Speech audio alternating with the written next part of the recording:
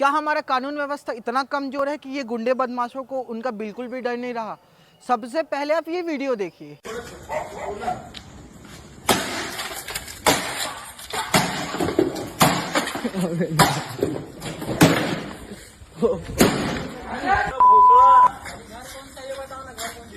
निकल गए, मार रहे पूरा गाड़ी सबको।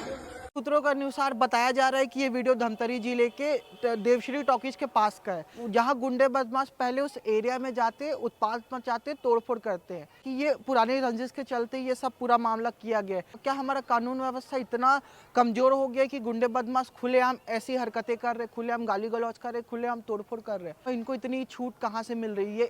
इस प्रकार से उत्पात कैसे मचा रहे? इनको इतनी हिम्मत कहाँ से आ रही? हमारा कानून व्यवस्था इसमें कोई एक्शन क्यों नहीं ले रहा है? इस पूरे मामले पे आपका क्या सोचना है? कमेंट बॉक्स में अपनी राय जरूर बताइएगा और ऐसी ही तेज खबरों के साथ जुड़े रहने के लिए सीजी भास्कर के चैनल को लाइक, फॉलो एंड सब्सक्राइब करना ना भूलें।